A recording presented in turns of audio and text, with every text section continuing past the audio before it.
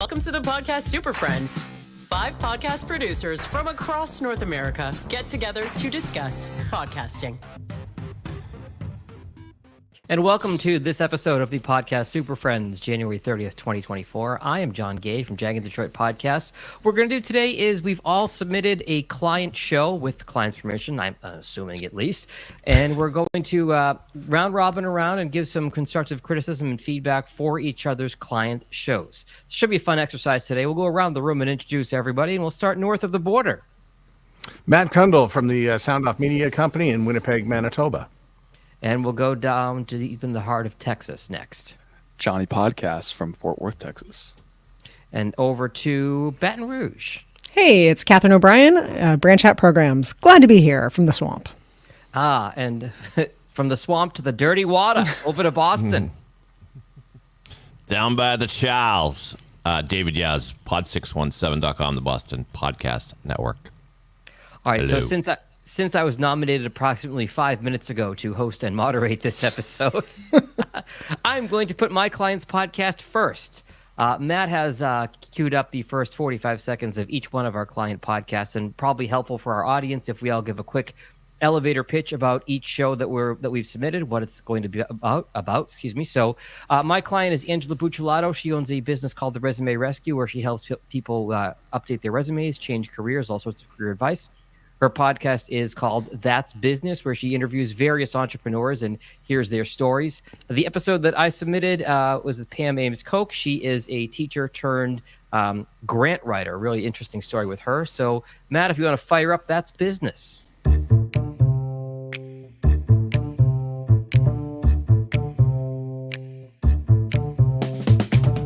Welcome back to another episode of That's Business.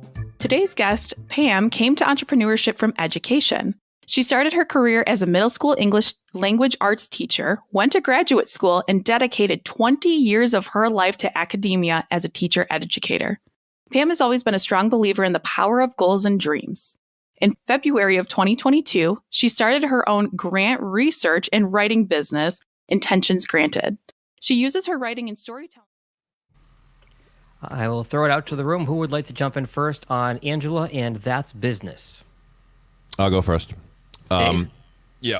I didn't have an opportunity to listen to a lot of the full episodes here, so I'm going to comment a lot on the first 37 seconds. But the logo is the logo is great. I think simple, punchy.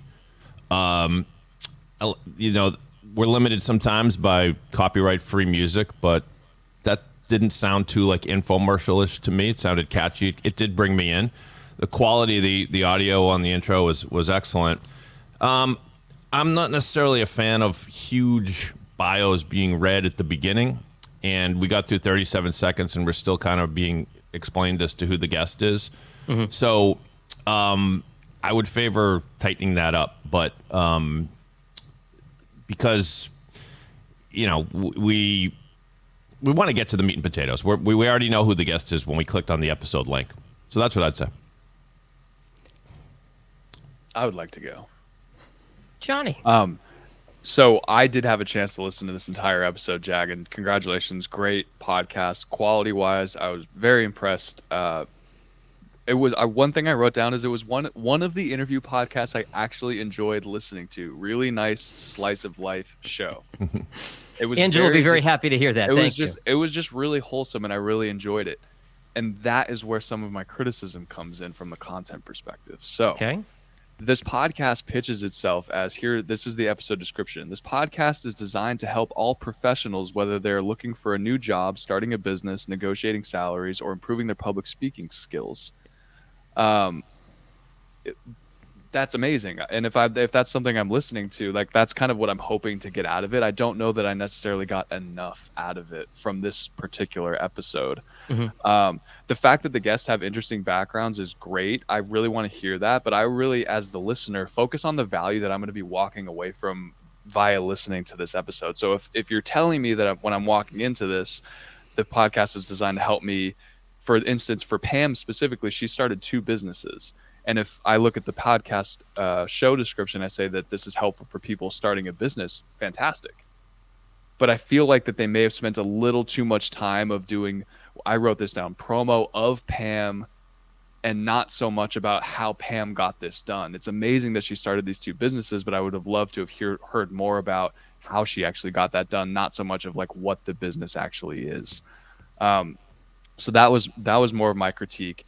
From a production standpoint, there's a really great hook in there about Pam says that she was the only applicant out of 500 people interviewing for a teaching job, for an English teaching job, that said that she could name what book she was reading at the time.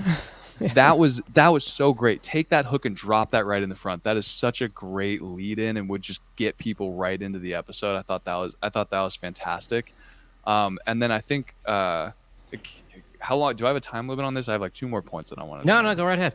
I would tweak the introductions to be more direct with the listener. I hit on that already. And then Angela is a great interviewer. But again, if the goal is to help people who want to start a business, in Pam's case, she's an entrepreneur, then the questions, like specific examples of questions that she asked were, what's your favorite client success story? Or what does a $50 million deal look like? Or even trying to get Pam new clients. Like the goal is to help the audience, not necessarily help Pam get new clients. That's just kind of seen where it started to skew towards, is like, how can we get Pam in front of more people, when the audience is, well, I need help trying to start my own business, not hire Pam. So that was my heavy critique. Overall, Sure. Loved it. Loved the show. I thought I listened to the entire thing without stopping, and that is very hard to say. Wow. In podcast world today. So with that, I yield my time. You yield your time. That's helpful, Johnny. Thank you. Catherine, you were about to jump in. We'll go to you next. Oh, sure. I actually agree with a lot of what the other guys were just saying. I thought that, first of all, what really stood out to me is that there was a real instant rapport with Angela and Pam. That really came through. Angela's personality comes through. It shines through, which is really great.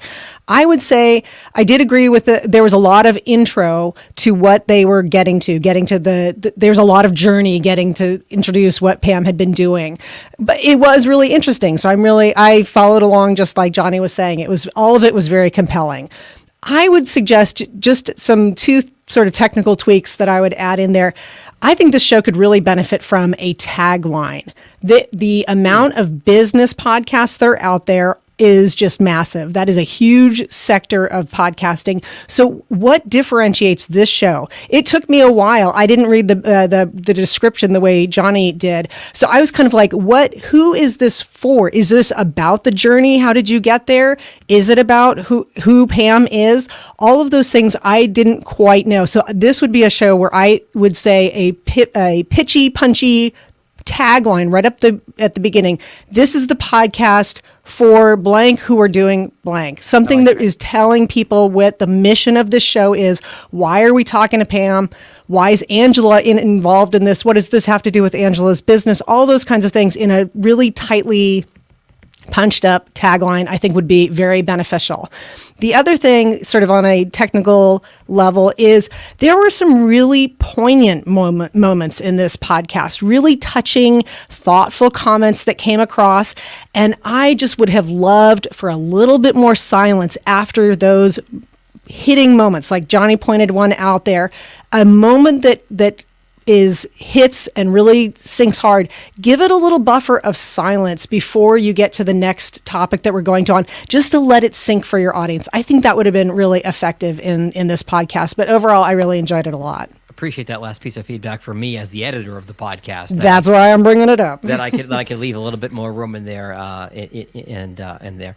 Angela is a phenomenal networker. She is one of the best networkers that I know. So she's a friend in addition to being a client, and she really has this tremendous group of folks that she's gotten to meet through LinkedIn and social media posts. She's very active LinkedIn, TikTok, and other places. So she's got this tremendous network. But I appreciate the feedback from all of you so far about maybe tweaking the direction of the show a little bit, shortening up the intro. That's helpful. Matt?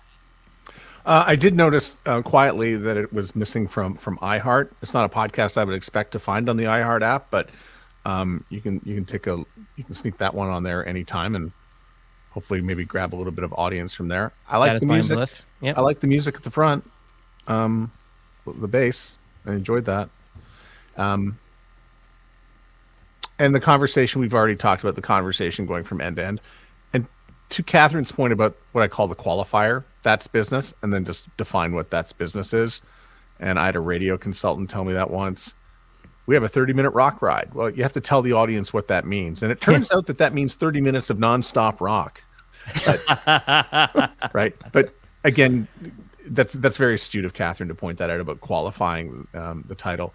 Everything else we talked about, the conversation and the branding of the podcast, it's excellent. And I ran through the technical specs of luffs and sounds and beeps and bops and that sort of thing, and it all checked out perfectly. It sounds great.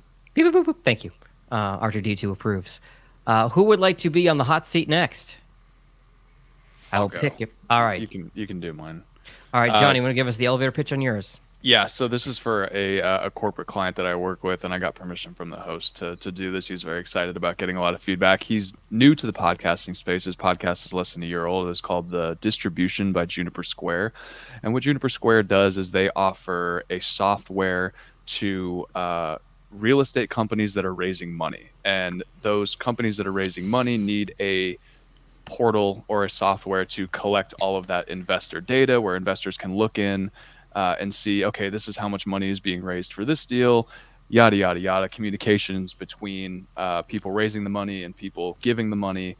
And essentially what this podcast is about is talking with various folks across real estate and investing, whether that's private markets, public markets, and just getting a lot of their kind of how did you get here today? And then a lot of like, what are your thoughts on the market today? And then what do you work in specifically? So the audience here is executives within real estate, people that are raising money, people that are investing money in real estate.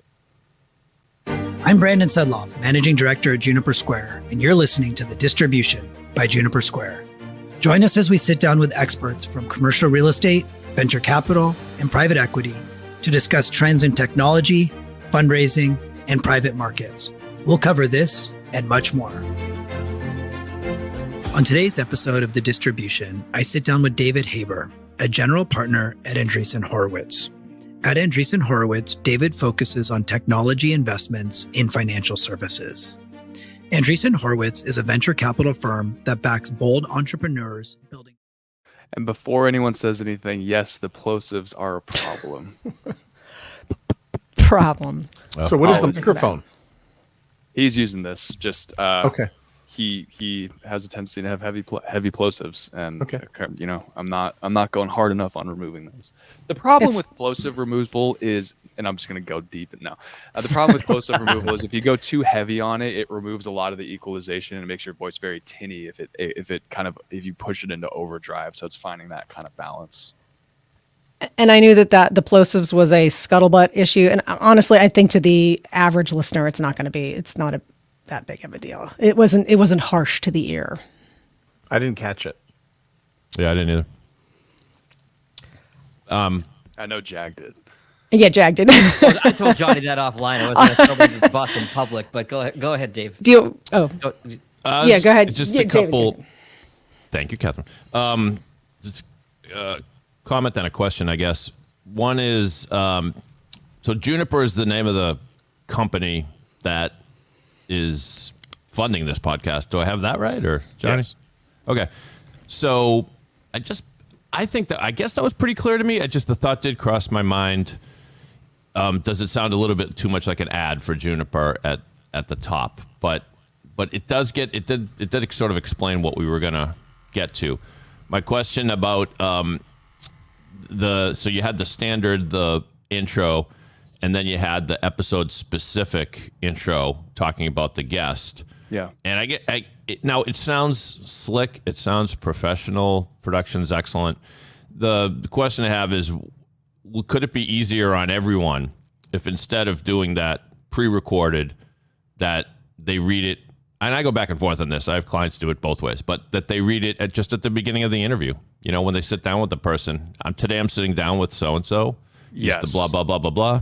Okay. So I think in some that's instances, my thought. so one of the issues where we get cut off at 37 seconds is that, that intro is half background, half what did we discuss over the course of the hour. So it's hard to read that at the top if you don't necessarily know where the conversation is going to go, but you are correct. So I don't mind jumping in here because I gave this a thick listen, and there's a lot going on at the beginning, and then when we finally get to meet Mr. Haber, the question is what Brandon always asks as the first question, and that's tell me about yourself. And from that, you can get many different answers from many different people. I don't think it's a great way to lead a podcast because people are going to go off into whatever direction. So the answer to that, tell me about yourself, was 6 minutes and 5 seconds. And that's a long time. Yeah. And some people I'll do it in 15 seconds, because that's my elevator pitch about who I am. But I know they realize that they're on a podcast. I just don't think there's two traps to these types of interviews that happen. One, you read the LinkedIn bio, which, on That's Business happened a little bit. Although I will point out that we got to the guest in the first minute of That's Business. But what people need to do when they bring a guest on, you need to tell them immediately, why does the listener need to listen to this entire show to the end? You need to get that reason out now. We can't sit and wait to find out why we are listening to listen, because we're just going to be looking for jump off points. So but Brandon needs to really just tell me why this is so important and why I need to listen to David Haber. And it turns out David Haber's a pretty interesting guy and has a lot of stories. But there's a few things that happened with the phrasing of the questions throughout the show that we danced around. And not until about minute 30 did I really say, oh, okay, I feel like I know the guest now, and I'm going to listen to the rest. Most people may have already kind of dove off a little bit. So the only other thing for Brandon, who has a tough job here because he's got to make us interested in this show, is the questions. So he will ask a question. He qualifies why he's asking the question on just about every question. So it's things like, well, before we talk about this and before we cover FinCon and before we do this, I'd like to do that. And if just ask the question and just make it, the shorter Brandon can make the question, I think the more conversational it's going to flow. And I know that Brandon has a responsibility to keep it on brand and to keep all the topic and subject matter going. But if you ask a nice short question, you can talk about FinCon when you're ready to talk about FinCon. You can talk about some of the other stories about, Harvard and why he was studied biology at the beginning. We can get to that thing. It's just a way of making it a little more personal. So think shorter questions. And I learned this a long time ago because I made mistakes when I interviewed the Rolling Stones or I interviewed somebody famous. I would ask long questions. I eventually determined if I could ask even the shorter the question I can ask, the smarter I sounded. Strange as that sounds. Fantastic feedback. You get all the credit for it. But the shorter questions will also keep it very conversational. And it will make it sound a little bit conversational. Yeah, less like an interview and more like two guys talking, but there's the added value of what we're sharing. I have two other things that I noticed. I really want some artwork in this show. And I know sometimes it's like, well, who's got time for artwork? Well, I checked their website and they have an entire back room full of 10 people who are making artwork of all these guests all over the blog and all over the website. Inexcusable. Square 1400 by 1400. Please put it into Spotify and now Apple is supporting this stuff. One more piece of art will go a really long way to making the stream and the RSS feed look fantastic. And one of the things I do really like, I'll just argue a little bit against myself on all those long answers that the guest gave, is it's all being used and repurposed in blog. It's very clever. The way it's appearing on the website, the way they're using the content, the way they're pushing it out there, it's all being done really, really well. You talking about episode specific artwork, Matt? Or yes. Okay. Yeah. I found there was a rectangle picture of the guest in the back end. Well, just make a square one too and put it up on into the episode artwork. If I may go next, you may of course pick up that Matt and I share a radio background because I kind of agree with everything he's already said. But let me reinforce a couple points. The generic open at the very beginning I really liked because the show is called The Distribution. The Distribution doesn't tell me anything, but he does a very good job, the host, of explaining what the show is about in that very first piece. I like that. I agree with everybody so far in that the episode-specific intro could be shortened down a lot more, because a lot of that's going to come out in the interview with the guest. My thing is, and Matt touched on this a little bit, that first answer I jotted down went from minute 2 to minute 7. It was 5-6 minutes long. But in addition to that, there were really no spots where the host jumped into what the guest was saying. The host would ask the question, and then the guest would answer for 4, 5, 6 minutes. And then when he was done, the host would just proceed on, maybe comment on it, and then go to the next question. A podcast, in my opinion, really should be more of a conversation. There was one point where the host sort of interrupted and then said, sorry to interrupt, and they kind of got back on track, which could be cut out in editing. That's a stylistic preference, honestly. But I would like to see the host interact with the guest a little bit more. As a host, it's very difficult and to sort of get past the, oh, I'm being rude, I'm interrupting somebody. It's very hard to sort of jump in, but as you do it more, you'll get more comfortable with it. I'd like to see more of a back and forth as opposed to question, answer, question, answer, question, answer, question, answer, end. I would like to see the host jump in a little bit more. And to Matt's point, there were really great topics in terms of, fintech. There was one point where they said, dumb it down for me, which was good because it was some of this content was a little over my head because I don't know a lot about the space. So I liked when they said dumb it down. Talking about interest rates. So there were a lot of good topics and a lot of good content in here. I just would like to see a little bit more back and forth. And then one last technical critique, and I had told Johnny this offline too. The disclaimer at the end of the show is read by Johnny, and it's read slowly. I would say recut that or just speed it up in post. It's a disclaimer. It's just kind of there because it has to be. Yeah. You can just read it quickly or speed it up with your audio production software. Wait a second, because I was actually going to use the contents of the podcast episode for investment advice, and then I heard Johnny's voice, his dulcet tones, encouraging me not to do that, and I turned my entire life around. So, loving counterpoint, but I don't know about that, Jag. Matt just put up a question from listener Alan Grego. I apologize, I'm pronouncing your last name wrong, but how to politely cut off an interview subject. I think if you're recording on video and you can see each other, my tried and true is always just to put a finger up or wave or try to get their attention visually. Because I think sometimes you'll have a really insightful comment about what your guest is saying. And if you're afraid to interrupt, they may move on to the next point. And then it becomes disjointed to try to come back. Well, that's a really good point. But before that, you said this. I want to come back to what you said about this. If you could say it's sometimes it can be rude. And it's being rude is the lesser of two evils between that and losing some really good back and forth and really good content if you've got a really good follow-up question. Of course, I'm not saying cut them off every chance you get, but if you feel that you've got something really important to say that's going to contribute to the conversation and the overall quality of the show as the host, sometimes you just have to put the etiquette to the side and jump in. Anybody else want to take this? Piggyback off that, I've said to hosts directly to do this, and I've seen it happen in action. This is all edited afterwards. Right. None of this is live. So what I've encouraged and what I've seen hosts to do is we've had tons of episodes where the guests just ramble on and on and on and on and on, and they never shut up. The hosts have to jump in and be like, you have to let me have a chance to talk. And yes, that might be awkward in the moment, but all of that's going to be edited out so the listeners don't hear it. But you also layer on top of that, you say, look, I want you to come off in the best light. This is supposed to be a conversation.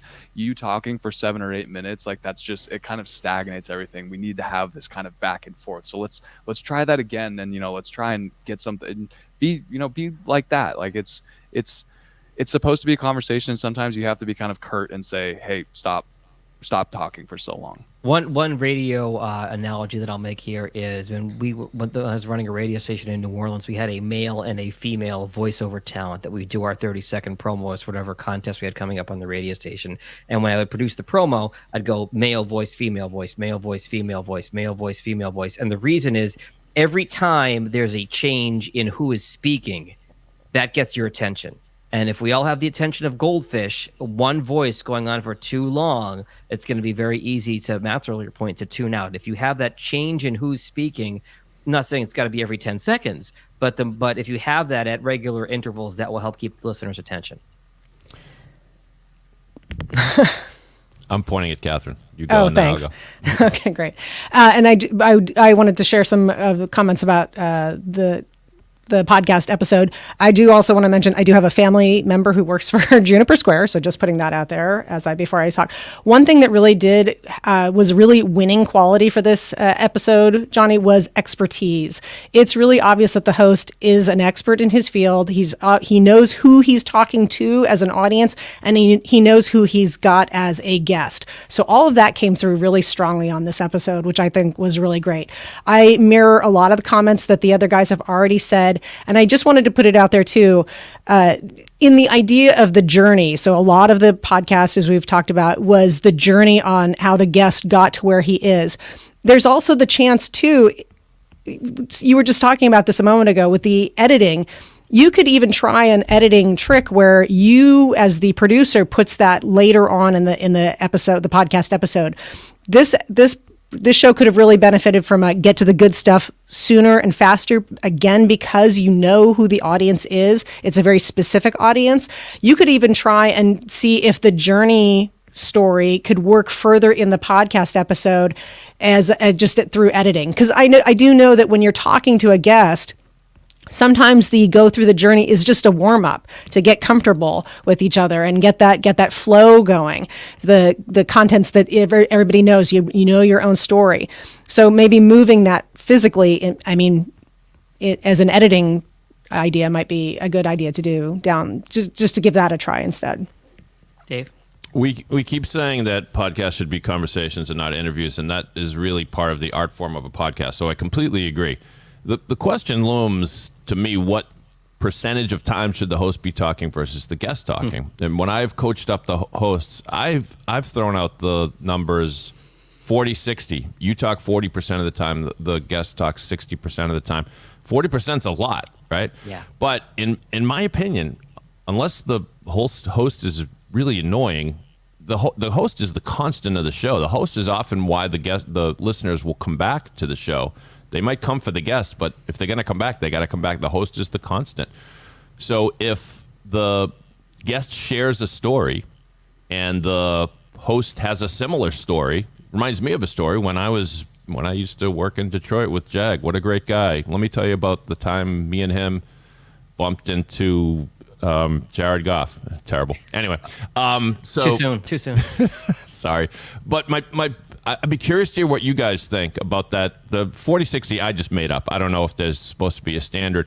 As far as interrupting people, the only time I would really avoid interrupting a guest is if they are just telling some compelling story that you're on the edge of your seat and they're doing it wonderfully. There are all kinds of reasons why you would want to interrupt, not just that going on too long, but if they say something that you think the listener doesn't understand.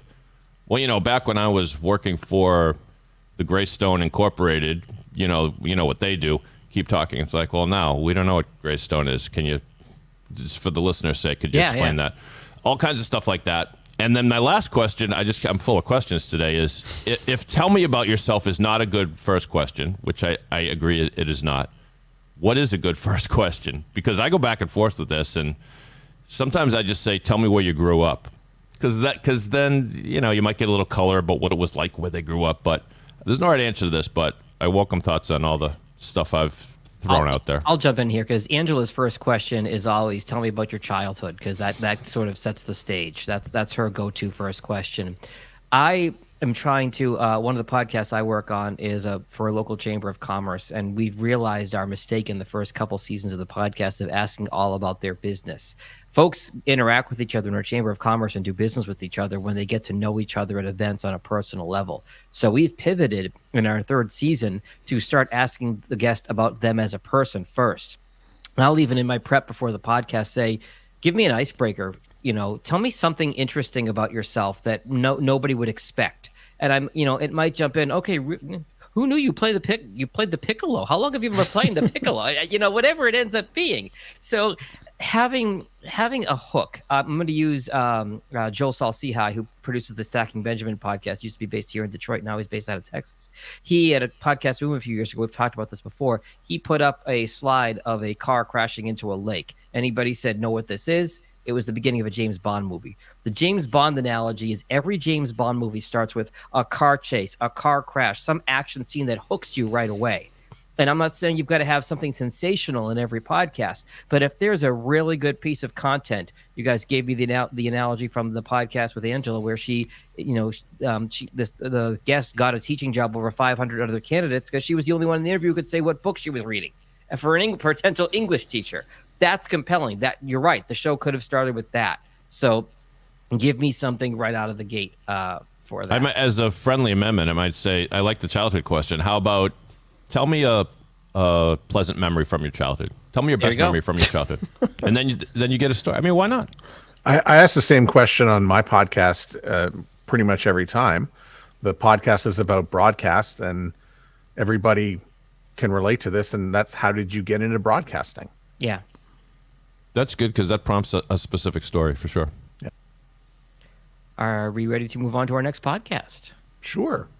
Matt, if you have your own audio, you are going to be in the hot seat for this one. This is called the 905ers, if you want to give us your elevator pitch on the show. Okay, so just I do not produce the show. It is presented live on Crier Media, but I am their consultant. Okay. So I have been working with them. The 905, if you ever punch that into your phone, it means you're going to be dialing the area surrounding Toronto. So not 416 is Toronto. It's the area surrounding Toronto, so very suburban. And thought to be a bit of a bellwether when it comes to elections in Canada. It can be very liberal or it can be very conservative, but it is generally thought that if you can win this area, you can do quite well in an election. The show is done by Ronald Tanner and Joel McLeod. They're longtime activists, volunteers, and clearly wannabe politicians. But they do a lively weekly podcast featuring interviews with people in the news. They do some roundtable discussions. The episode I gave you was the year-end in review, and it's a Christmas episode, or at least was released around Christmas. Their aim, though, is to be intelligent, thought-provoking, lively, and entertaining all at once. And with that, we'll just fire up the first 37 seconds of the show.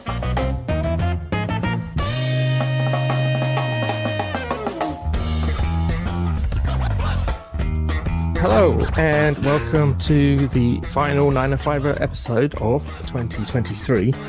And as I guess is now traditional for us and traditional for just about every other news, current affairs program in the known universe, we're going to look back on the year that was and also look forward to the new year to come and kind of review what we looked at and make some. And there you have it. That's the first cliffhanger. Seconds. Yeah. On the edge of my seat. Can I just say something right off the bat? And then, David, I know you're keen on doing the first 37 seconds. You get the first 30 seconds. I would just I would change out that show artwork really quickly because I know that image because I've used that image and it's podcast microphone on Google search.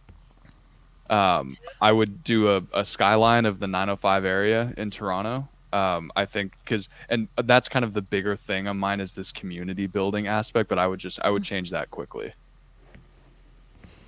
I have a question. We know that it's the news. We know from the very top. I mean, I learned it's current affairs, it's news, and I know that this episode is going to look back on the year that was. That's all really good. Does the podcast have more of an angle that separates it from other news that you could say this is the podcast where we look at news in a particular way, or not necessarily? No, I would say that I think there's a lot of assumptions about who they are and what their stances are and where they come from. I also have time. I mean, if I didn't know the show, I probably wouldn't know the difference between the two hosts, like which one's Joel. Yeah, and they don't announce that either. So yeah, so that would be supporting your partner. So using the names, I guess, between one another when you're doing a show. Mm-hmm. Yeah, for sure. But I mean, if they're leading personalities in news in Toronto, maybe then you've got yourself a show, and they're going to have their audience. But do you see what I'm asking about? Like, there are a bazillion news podcasts. Could this be the one that does XYZ? Yeah, I think the thought was it's the 905ers, so we deal with the area around 905, because so much about Toronto is 416 in Toronto Maple Leafs. Oh. If you just turned on the TV in the British Columbia, you'd think the Toronto Maple Leafs were the only team. And I think most Toronto media is really centered in downtown Toronto, but then when you get to the outside of the city, it's the 905 feels like a forgotten area, and I think they feel as though they're serving that particular area. Oh, so that's your niche. Yeah, that answers the question. Sure. I'll jump in. Matt, can you give us a little bit of color here? Because the first story they talked about was this big corruption case. They called Super it interesting. They compared it to Watergate. And then there was actually even a genocide comparison at one point, which was like rubbed me a little bit the wrong way. But what was the corruption case that they were talking about, just for our listeners here today? So the Premier of Ontario is Doug Ford. He's a conservative, larger-than-life kind of guy. His brother is the mayor of Toronto. He passed away. The Ford family are a little bit they're characters, as it were. Doug Ford, I think there's a greenbelt area around Toronto, which is like, we're not going to develop here. Well, amazingly, somebody found a way to start developing there, and it has a government connection, and it was very dirty. And in the end, there was really no choice but around, I think, October, November for the Premier to say, yeah, you caught us with the hands in the cookie jar. They did a very good job. Thank you for that, Matt. They did a very good job of citing Narwhal, which is a local news organization, and the reporting they did on that. I give them credit for giving Narwhal credit for breaking the story and really taking the lead on it. I'm glad you specified, Matt, that this show is done live, because in the first few minutes of the show, there were just, to me, an excessive amount of ums and uhs. I wonder if it's worth an investment from their side or for whoever's in charge of the show to have somebody edit the podcast version. I found it to be very distracting, the amount of ums and uhs from both hosts at the very beginning of the show. Or there are, of course, aside from Toastmasters classes, there are, one of the old tricks is take a breath. Silence is better than or if you give yourself a beat to think about what you're going to say next. Jay, can you give a quick tutorial on how easy that can be? Because I don't think a lot of people know how easy it can be to remove ums and ahs with the programs like Descript and stuff. Yeah, Descript has an auto feature that does that. There are other programs that edit as well. As you get experience editing, you can often see what an or an looks like as you're flying through the waveform. You'll see it coming. Yeah. It's that little block that you get rid of. You can load your audio into a program like Descript with the right level of subscription. I think it's $30 a month. You can have it sort out all ums and uhs, a couple clicks, and they're all gone. I think that can be very useful to a lot of our listeners. Is it foolproof? No. Do you have to go through it by hand afterwards and check it? Yes, but it'll do 90% of the work for you. I think that's certainly very helpful there. One thing I wanted to call out on the show as well is the language. And Matt, here's where you're going to have to mark this episode as explicit, because I'm going to quote them directly. A little bit later in the show, they got into one of the challengers for prime minister, if I'm not mistaken. And he called him a, quote, fucking stupid little shithead and one of the most odious creeps in Canadian history. I could play it if you want. Oh, yeah. You have that. And if all you're doing each time the province makes a screw up is uploading those costs and those responsibilities to the federal government, then we're kind of in trouble, particularly when good chance the next prime minister is a fucking stupid little shithead, most odious creep in Canadian history before he's even in government. God help us. Again, I am certainly not one to complain about language, but I think if you're going to use language like that, and they did apologize for the language at one point because they're Canadian and they're nice people, but I think if you're going to use language like that, that's got to be part of your brand. You have to decide for your brand, yay or nay on language like that. And occasional 4-letter word here and there, but to use language that strong, obviously this is somebody who they detest politically, and that's fine. are they going to is that going to be part of your brand that you're going to just go off like that? And if so, that's a strong statement, and that's fine. I'm not saying there's anything wrong with it, but if you don't want that to be your brand, you've got to pull back on the language a little bit. I thought it kind of takes you out of the show, doesn't it? Like, yeah.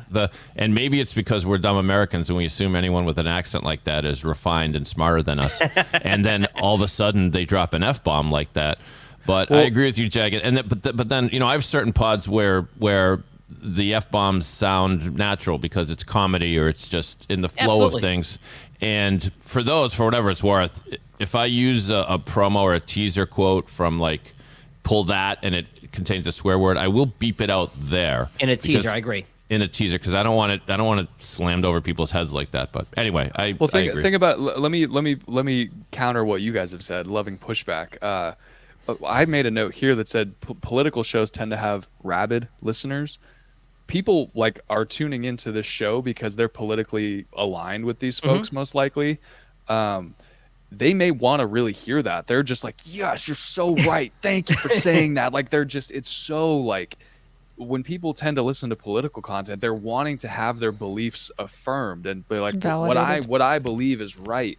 And they may hate this guy so much. It sounds like he's like a Trump type guy that just people just have like such this like horrendous reaction to them as a person and their politics that like that may be how a lot of their listeners are feeling. And they may love the fact that he said that about that person. So I think you might have to be turned around a little bit. Yeah. Well, that's a great point. What's the name of the show? Pod Save America. Did they drop F-bombs on that show? They do. And I'm quite honestly a fan of that show. Because I lean left politically. But they go back to my original point. I don't have a problem with it in principle. My question is, do you want that to be part of your brand? Are you that gung-ho? Are you the cuss guy? Yeah. Are you hating this guy that much that you're okay with that in the show? Or do you want to pull back from that strong language a little bit? But John, do you want to continue with any other critiques you had on the show? Yeah, and I apologize if there's anything else you wanted to wrap up on. No, I'm good. Okay. So number one, I thought that this was an excellent exercise to listening to things outside of your political circle. I don't lean to the left.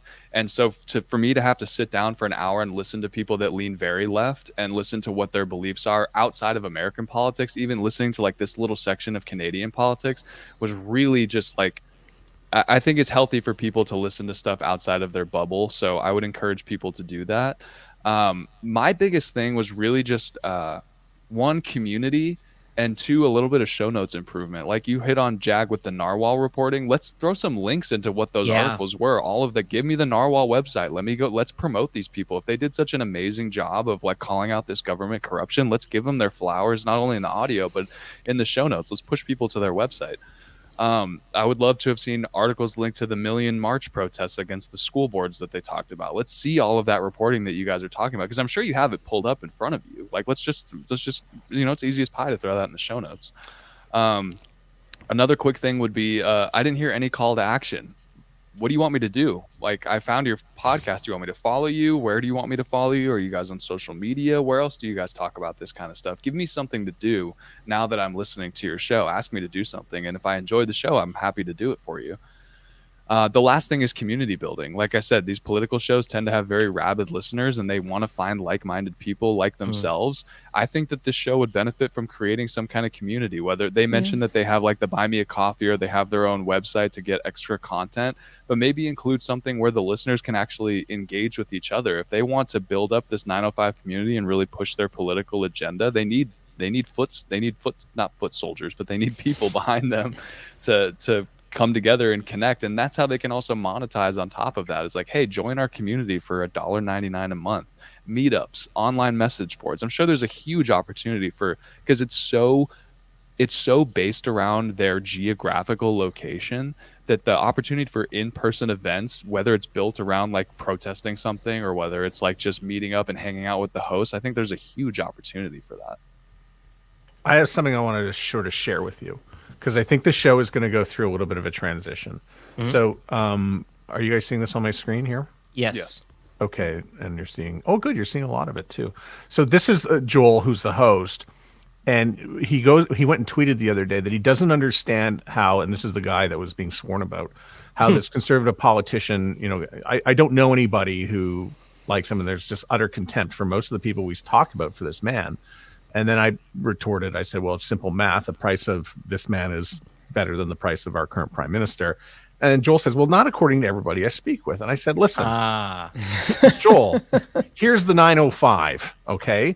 The smattering of red that you see in the middle, that's Toronto. And that blue is mainly the 905.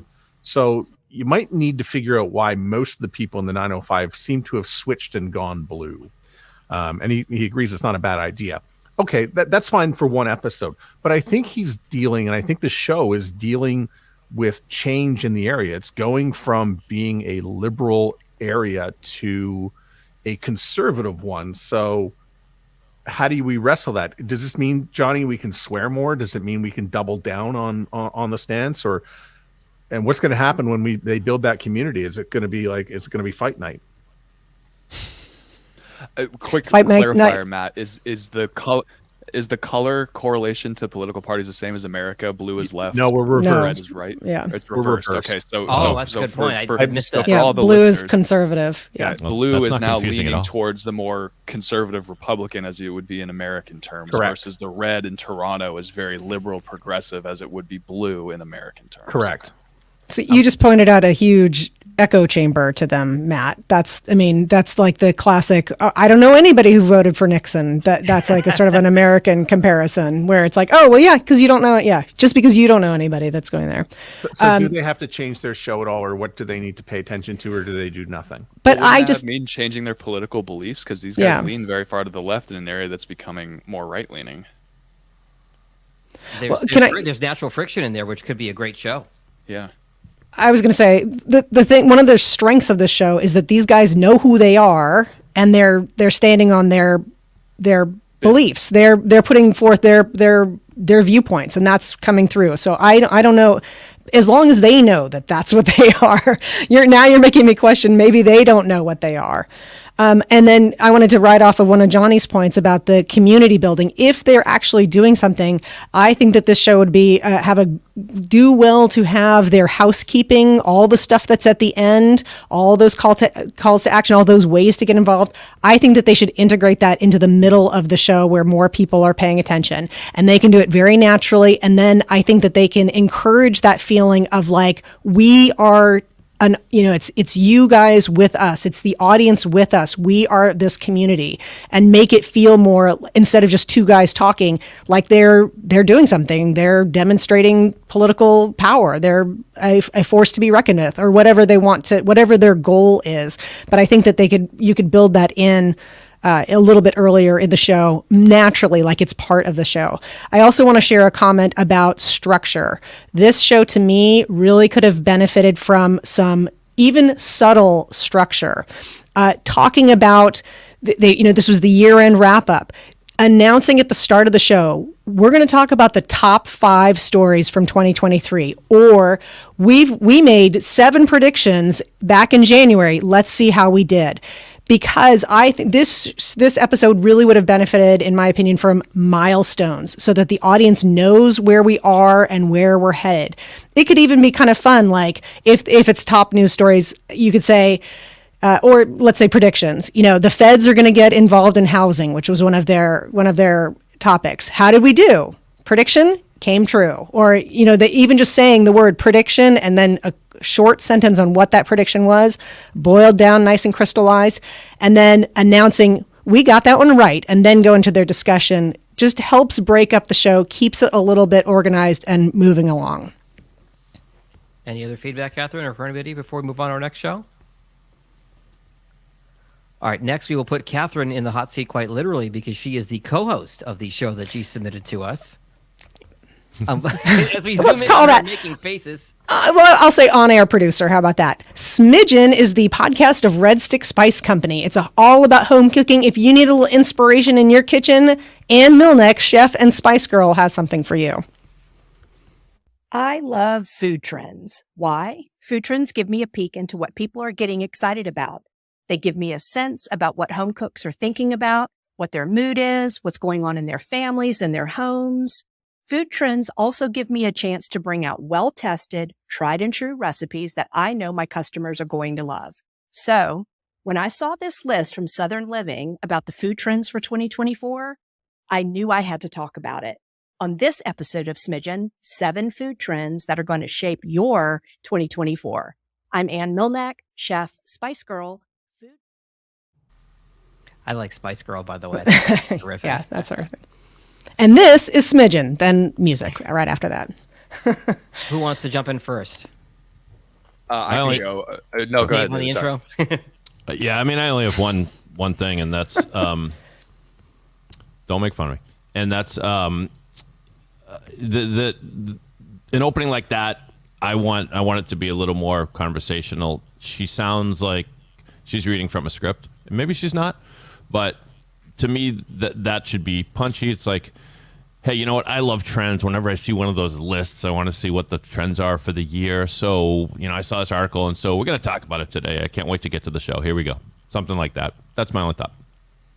I'm going to give a loving counterpoint to Dave because I actually really loved the intro because I think she, in that clip that you heard, I forget how many seconds Matt chose, but was it 43? 37. 37. And to be completely unfair to Catherine, at 38 and a half, the jingle to the show kicks in. I loved the first 37 seconds because Anne got my attention right away. She told me, we talked about the James Bond thing earlier. She told me what is coming up in this episode. Trends, why she loves trends, hear what the trends are going to be going into 2024. I thought the setup was terrific. I think Catherine in the producer slash sort of co-host role, but on-air producer if you prefer. Thank you. Okay. I think you did a fantastic job throughout this podcast of making Anne the star, making sure the spotlight stayed on her, making sure that it was about her and what she wanted to accomplish and promote in the show. You did a very good job of putting her front and center. And that's not an easy skill as whether you want to call it a producer or co-host, but you did a very good job of that, I feel. Thanks. She does a very good job in going through different trends. She talked about French toast, Italian food, mocktails, teas as the episode went through. She does a very good job in this being a branded podcast of tying, and you as well, of tying the trends back to things that they have available at the Red Stick Spice Company without being overly salesy. It was not an infomercial by any stretch of the imagination, but she seamlessly wove those into the conversation of, we're talking about this trend. If you can pick up this spice or this ingredient, we have that for you here. Very well gone in there. Talked about a tahini latte and the emphasis of make this. Like she had conviction when she said that. That's her that said that, I think, not you. Yeah, right. Yeah. Minor critiques. There was a little bit of crosstalk throughout the episode where I think you stepped on each other a little bit. I think that can be fixed a little bit more in post-production. And I think there was something you can clarify on this, Catherine, about a drinking game by mentioning a chef, Kenji, or something along the way. Yeah, so we have a running gag on the show about, because there are some things that we repeat a lot. And one of them is Kenji Lopez Alt, who is a sort of a very prominent famous food writer, chef. He's got shows. He's got the whole shebang. Yeah. So he came up a couple of times. So I was like, I'm sorry, the drinking. You're overly committed with the drinking game here. Yeah. So is that an inside joke between listeners and the host between episodes, or just that particular episode? That runs through. We have a drinking game mention almost not just with him, but just there are several things that come up throughout all the episodes. So if you've listened to more than one episodes, like I'll sometimes say, if you're playing the Smidgen drinking game, a little note is coming up here. We're going to talk about quick pickles because that's one of the things that comes up a lot. And I think you explained that well later in the episode with the quick pickle analogy, but I think glossed over it with the Chef Kenji piece of it. Sure. Remember, keeping in mind, this is the first episode I've heard of the show, right, and a listener is going to hear your most recent episode first, most likely. I think if you're going to reference the drinking game, even if it's to take a quick 5-second stop down to reference what's happening, because for a moment I got lost. So fun content idea. Just really quick point, Jag, and right back to you. fun content idea, Catherine, is if you're running a show that has a lot of inside jokes, every like 10 or 12 episodes or so, a fun segment to do is like, all right, one of the lovely things is that our community is still growing, but we have people that have been listening with us since day one, and we have a lot of inside jokes we developed over the years. So we're going to spend the next 10 minutes going over the top 5 inside jokes, where they came from, what they mean, because you're going to be hearing them a lot throughout the show. That's great. Final point at the end, Catherine, your tie into sharing the episode and getting it out to friends and family, I thought was phenomenal. I thought you did a terrific job with that at the end as far as getting it out. The two of you have great chemistry. It shows you genuinely like each other. It shows, I think there's a lot of good banter and back and forth. I really enjoyed this episode a lot. Thanks. Good, very good feedback. John or Matt? I'd like to apologize, by the way, that the artwork that I have here has nothing to do with the episode, but it's the best picture I could find. I want a duck when I see that. Look out for the cast iron. So, Catherine, Smidgen, red stick, spice. Food is huge in American culture, not only because we love to eat it, we love to look at it, we love to cook it, but the key word there is look at it. We can't do that on a podcast.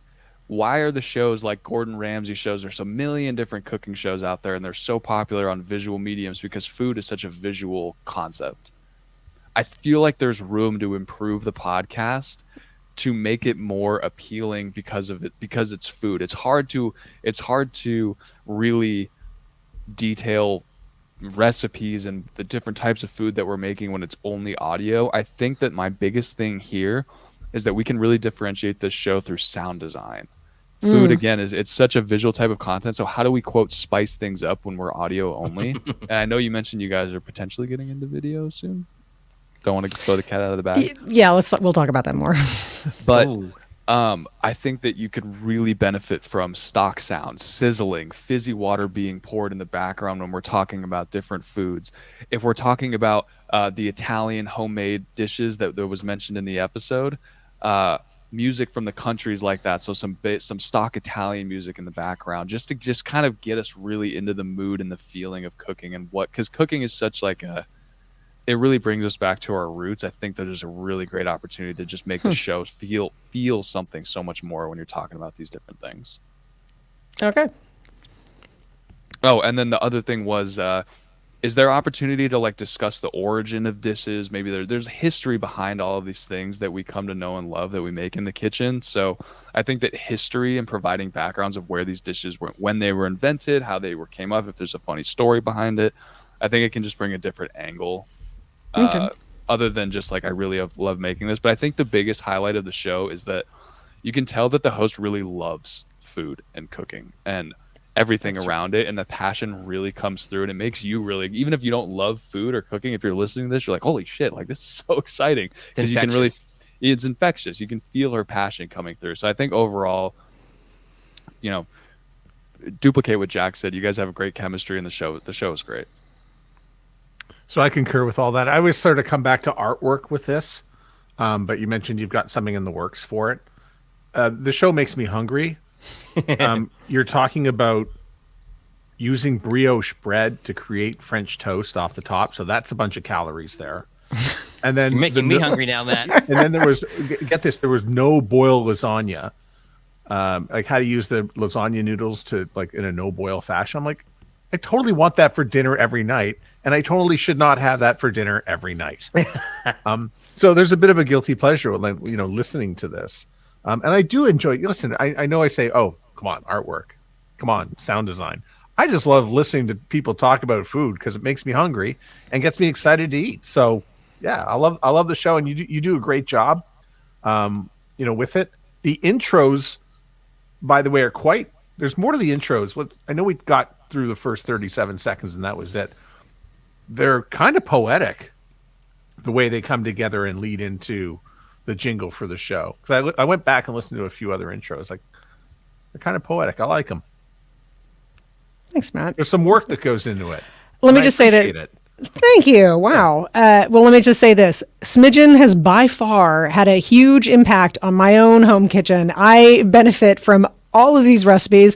Bob, my dear husband, is a Smidgen super fan, and I benefit royally from this. So it's been glorious. But those are all excellent points, especially some of the history. I'm going to think about the sound design, because we could dip into cheese pretty fast there. No pun intended, but I like. I mean, I like this. 5 seconds of like, oh, we're talking about tahini latte, and you hear the kettle boiling in the back. Yeah, we've done some like a toaster bing to indicate different things. So but I'll look back into it. That's great. Thank you so much, you guys. If you get to the cheese, be sure to fold in the cheese.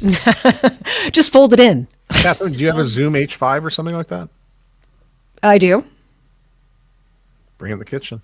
Yeah. You don't even have to worry about royalty or buying sound effects. You could just record it yourself, like old school. Yeah, there you go. Yeah. All right, our final podcast, sent in order in which it was submitted to the group, would be the Sports Card Madness show from David Yaz. Elevator pitch, please, sir. Yeah, so it is what it sounds like. Nick Andrews and his buddy LB are sports card enthusiasts. They took up the hobby about a year ago, and it is your classic passion niche podcast is a better word for that, but it's for people who want to collect sports cards, autographs, memorabilia. I think that's all that needs to be said. What's up, everyone? Welcome to another episode of Sports Card Madness, the podcast that focuses on sports cards, collectibles, the hobby, and everything else in between. And now brought to you by Fanatics Live. We had an amazing guest on this week, Scott Smith. He's also known as the Sports Illustrated King, and he told us a lot of great stories about some of the celebrities he's chased, everything from trying to give MJ $10,000 in cash to sign some magazines to hanging out with others, and it was pretty wild. Question for you off the bat, Dave. Was this done live in your studio, or was it done online, Riverside? To be clear, I helped launch the podcast, and I've stayed on sort of as a consultant. So this particular episode, I didn't have hands-on producing, but that's just Nick talking into his microphone. And for the interview, do you know if it was done live or if it was done online? Do you know? I'm almost sure it was done on Zoom. Okay. The quality was very good. I could have, Okay. I would have, if you had told me that they were all in the same room sitting around the table, I would have believed you. I thought the quality was very good. It sounded very good. I loved the produced open we didn't get to there. As a Boston sports fan, you've got the Patriots winning the Super Bowl and the steal by Bird and all that. I thought the produced open was great. That's got your fingerprints as a Boston guy all over it. Ironically, I didn't do. He's referring to there's a bit of music followed by famous sports calls, a couple of them Boston themed. But Nick actually took great pains to get something that sounds a lot like a Nirvana song, but it actually isn't. To avoid copyright problems, but then, and sorry, Nick, if you're listening, but you probably should have thought about copyright law when you had the sports broadcast. Although maybe he gets away with that because it's news. I don't know. So. I think the others will echo this as we get on with it, but the content was great. The content was an interview with a Sports Illustrated collector who gets all these autographs from various athletes and celebrities and really gets into the nitty gritty of how he finds out where they're going to be at a hotel and gets them to sign things. What Nick alluded to in the intro about offering Michael Jordan $10,000 to sign the Sports Illustrateds that he was on the cover of that Nick didn't have, that Scott the guest didn't have. It was a great story. I thought Nick could have used a little bit more energy in the dry open that Matt just played. This goes back to a point we made about the other podcast. The clip about him offering Jordan $10,000 cash on the golf course to sign a stack of Sports Illustrateds. It's a great teaser. Give me the audio of him telling that story as opposed to Nick telling us about what happened. It's a good tease, but the audio, I think, would print more and have more of a pop to it. And then also, Nick did not introduce himself by name. He said, "I'm here with LZ." At no point did I know his name was Nick until LZ addressed him by name several minutes into the show. The content was great. The guest was great. the questions were great. The interview was fantastic. And, I learned something that there's a thing. There are people who actually do this and get autographs. And, and I was left with the question of, well, if he gets all these people to sign things for free, and then he sometimes turns around and makes a profit off it. Is that a little odd? How does that play out? Like I was asking myself about this a little bit too. I would have liked to see maybe a question about that. But overall, I thought the show was very compelling and very interesting. David, you said earlier, you said, oh, niche, but I don't know if that's the right word. I think that's the perfect word, because these guys know they're part of the niche. They're part of this niche community. They know it inside and out. There was a couple of times when they used a little bit of jargon, which I think but it worked because it's for this community, a community that I'm not a part of. And to me, that's always the true test, is like, I don't know a lot about sports. I know the magazine Sports Illustrated. I had no clue this kind of fervor for. I didn't know this was a thing, but they do, but it was still very interesting. And I listened. I followed through completely. So that all really worked. I have to say, the one thing that I would add to this show is kind of like what we mentioned for the 905er.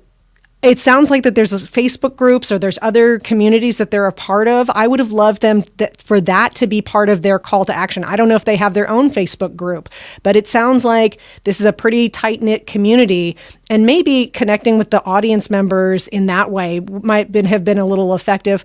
And then my other comment is they have their one stock question that they ask at the end.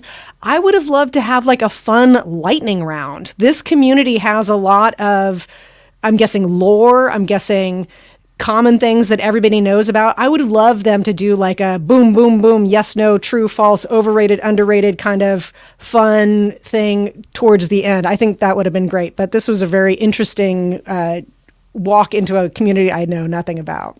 Thanks. Yeah, Jag and Catherine, you guys echo my thoughts exactly. The 10K to Jordan, like I would have loved to have heard that right off the top. You talk about, we have 3 seconds to hook our audience, whether it's a short, whether it's a podcast. That is something that just gets you in there. And it sounds like that's going to be a recurring theme. Like these people are people that collect cards and autographs and sports memorabilia. They're interesting people. So you're never going to be short on a hook. You will always have a 3 to 5 second thing to drop at the beginning of an episode. So I would just make that a part of the formula. And then the community thing is what Catherine hit on too. Like these people, they live off of collecting things, buying them from other people, and then selling them to other people. They're all like bringing them all together to share what they have and potentially doing deals with each other and things like that. There's such an opportunity there. And for the podcast to be kind of the HQ that brings them all together is a huge opportunity to bring in more listeners, because there's tons of people that collect sports memorabilia and cards and things like that may not know about this podcast. Yeah, I don't know what you guys have found, but a great point about community. And my advice usually is because there are a lot of Facebook groups that are homes for these niches, right? Or whatever they are, these passions people have. Yeah. A lot of them won't let you advertise a podcast on there because they think you're being self-promotional or whatever. My advice is usually, so start your own group. Yeah. They could start their own group, and don't call it Sports Card Madness necessarily. I mean, why not? You could, just because it's the point of it is to be a community for not just the podcast. That's all I'm saying is like it really should be about the topic. So maybe it is okay to call it Sports Card Madness, but create a community where people are just talking about, and then you've got a natural way to promote the podcast. So you already outed me for Nirvana Come As You Are, the ripoff. That is very, very clever. And I liked it. I don't think it's a problem, but I did enjoy it. I felt there were 3 intros to the show. So there's the one off the top, and then there was the next intro, and then the next intro. And I'm not sure who sponsors this show. Is it? He mentioned it up the top. That's a new sponsor, so that was news to me. Great for them for getting a sponsor. Yeah, I mean that's awesome too. But then I think to the clip of the intro of the Michael Jordan in the Bahamas. That's probably the way to lead. I mean, there's 3 intros there, and it took a little time to get into it. The only other thing I would just point out, David, is if you got a few minutes, just toss this into Amazon and iHeart, and especially iHeart because they've got a lot of sports properties, and so maybe you can catch a little bit of extra search. So those two apps, if you can. Thank you, Matt. That's good. That's a good point. The rest of it, I mean, Reddit comes to mind. You can actually get your own Reddit group if you want for this. 4chan. Yeah. Well, great show, by the way. Great length. Thought it was good length and enjoyable too. It's been a long time since I've thought about baseball cards or sports cards anyway. Mm-hmm. In a week, by the way, when Sports Illustrated let everyone go. Yeah, it went under basically. Oh, the irony. Yeah. Yep.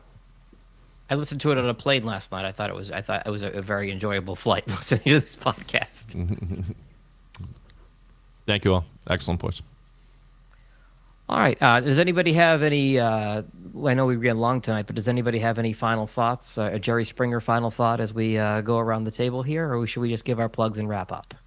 You can find all of us on Twitter. So if you want us to do this with your show, DM us and we will do it. So all 5 of us are on Twitter, X. That's probably the best place, at least for me. Or if you went in our plugs, find other ways. But if you want this to happen to your show, I think everyone gave some really great advice on 5 different podcasts. And Matt, you'll link to each of these episodes in the show notes when you publish the podcast, I hope. Yeah, absolutely. And I'll say one underlying theme that I just saw, one of the strongest critiques was about the double or triple intro. So maybe that's something we can think about for the future and getting to the good stuff fast. Can you actually, I often take all that stuff, that banter we do at the beginning, I often take it out on the audio side. I like our banter. Our banter? I'm probably going to take the slow ending out too. Yeah, it's starting to drag a little bit. Let's everybody give your Jewish goodbye. Give your plug and your Twitter, and we'll wrap it up. Why bother? This is gonna get cut off anyway. It doesn't matter. I'm Catherine. I'm leaving. Goodbye. What's your Twitter, Catherine, or your X? Hello, Catherine O. Dave. I'm an Irish Jew, so I'll do the Irish goodbye. Pod617.com. Dave, see ya. Matt. At Matt Kundle. Johnny. At Johnny Podcasts. And I am at Jag in Detroit. Thank you all for listening, and thank you to our 5 clients who all were willing to put themselves on the proverbial chopping block for some constructive criticism on their podcast today. And thank you for listening, watching, or consuming in whichever method you did. We'll talk to you next time. Thanks for listening to the Podcast Super Friends. For a transcript of the show, or to connect with the Super Friends, go to the show notes of this episode or go to soundoff.network.